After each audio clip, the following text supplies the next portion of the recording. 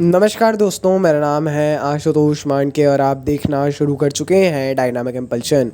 आज के इस वीडियो में हम बात करेंगे 22 अप्रैल 2024 के करंट अफेयर्स की। और अब जब आपने वीडियो के थंबनेल पर क्लिक करते हुए वीडियो देखने की शुरुआत करी दी है तो अंत तक जुड़े रहिएगा हमारे साथ, क्योंकि आप सभी लोग जानते हैं कि ज्ञान को कभी भी अधूरा नहीं छोड़ना चाहिए। इसी बात के साथ हम शुरू कर रहे हैं आज के इस वीडियो को आज की पहली जानकारी के साथ।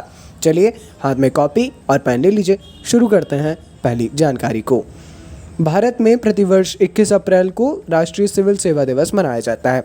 एक्चुअली कल हम ये जानकारी नहीं दे पाए थे आपको, हालांकि पता तो चल गया होगा, है ना, क्योंकि आप इसी फील्ड की तैयारी कर रहे हैं मेरे अनुसार। देखिए, राष्ट्रीय सिविल सेवा दिवस 2024 की थीम अभी तक घोषित नहीं की गई है ना, लेकिन यह भारतीय सिविल सेवा के सामने मौजूदा चुनौती या अवसर पर ध्यान केंद्रित करने की संभावना है। ठीक है, भारत में पहला राष्ट्रीय सिविल सेवा दिवस 21 अप्रैल 2006 को मनाया गया था। इसे भारत के पहले गृह मंत्री सरदार वल्लभ भाई पटेल की स्मृति में मान्यता दी गई थी।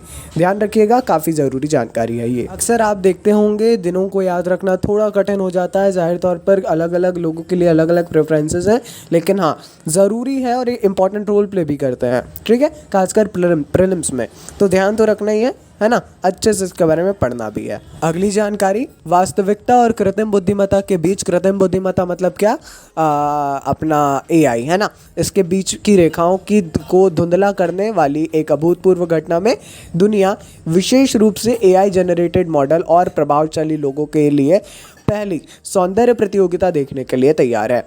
मिस एआई नामक एक अनूठी प्रतियोगिता हमें जल्दी देखने को मिलने वाली है। यह प्रतियोगिता इन आभासी कृतियों को एक दूसरे के खिलाफ खड़ा करेंगी और उनको ऑनलाइन उपस्थिति, सौंदर्य शास्त्र और उनकी रचना के पीछे की तकनीकी कौशल के आधार पर उनका मूल्यांकन करेंगी। ठीक है, हाँ अलग अलग यहाँ पे वो हैं, ठीक, सिर्फ ब्यूटी को नहीं देखा जाएगा, लेकिन काफ़ी अच्छी बात है। और ये जो सौंदर्य प्रतियोगिता है ये बहुत बहुत अनूठी पहल होने वाली है। आगे बढ़ते हैं, देखते हैं अगली जानकारी। सूडान में विनाशकारी संघर्ष ने देश को गहरे मानवीय संकट में डाल दिया है, जिससे अंतर्राष्ट्रीय समुदाय को त्वरित कार्यवाही करने के लिए प्रेरित किया गया है। फ्रांस की राजधानी पेरिस ने सूडान और पड़ोसी देशों के लिए एक अंतर्राष्ट्रीय मानवतावादी सम्मेलन की मेज़बानी की है। ठीक है, ये थोड़ा सा सोचने लायक विषय है। ठीक है, सूडान में इसकी जो मेज़बानी है की गई है और संयुक्त राष्ट्र की फंडिंग अपील के जवाब में आयोजित किया गया है ये। ठीक है, ध्यान दीजिएगा, बहुत इंपॉर्टेंट है। यहाँ पे यदि आप लोग समझें तो क्यों ये ज़रूरी है, तो यहाँ पे क्या समझने लायक बात है।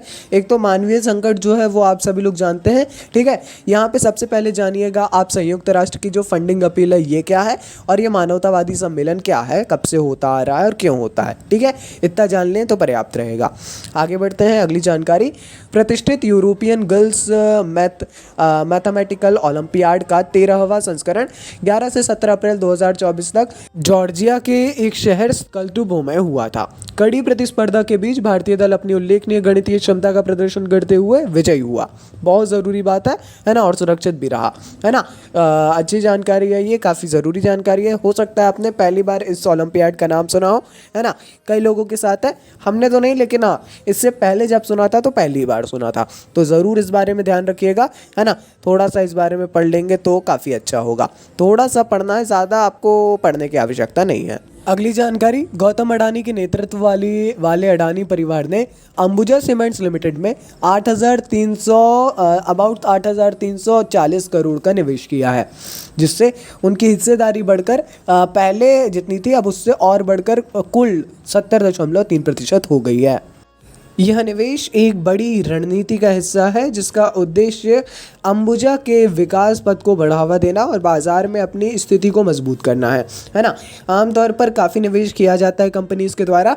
इंपॉर्टेंट कहाँ हो जाता है, जब किसी बड़ी कंपनी ने किसी और अन्य बड़ी कंपनी पर निवेश किया हो। ठीक है, तो ये एक तो जो ट्रेड करते हैं उनके लिए तो काफ़ी इंपॉर्टेंट हो जाता है और उनको जानकारी भी होती है इस बारे में, लेकिन as a aspirant, as a student ये जानकारी आपको भी होना चाहिए। बाकी आज उतनी ज़्यादा जानकारियाँ नहीं थी और जितनी भी जानकारियाँ थी काफ़ी ज़रूरी थी, है ना। आपको प्रयास करना है कि जितनी जानकारियाँ हैं उन सबको अच्छे से स्टडी करें। रोज़ की कोई ना कोई जानकारी जो विशेष होती है वो आप तक पहुँचाई जाती है ना। ढेर सारी जानकारियों का एक मिश्रण कम समय में आपको देने का प्रयास होता है। थोड़ा समय निकाल के जो हम बोलते हैं थोड़ा और पढ़ लीजिए, पढ़ लीजिए, वो पढ़ लीजिए, पढ़ के नोट बना लीजिए, काफ़ी हो जाता है उतना। ठीक है, चलिए ज़्यादा समय व्यर्थ ना करते हुए समाप्त करते हैं आज के इस वीडियो को, है ना। आप अंत तक जुड़े रहे इसके लिए काफ़ी धन्यवाद। मिलते हैं अगली वीडियो में ऐसी ढेर सारी जानकारियों के साथ। नमस्कार, डायनामिक कंपल्शन।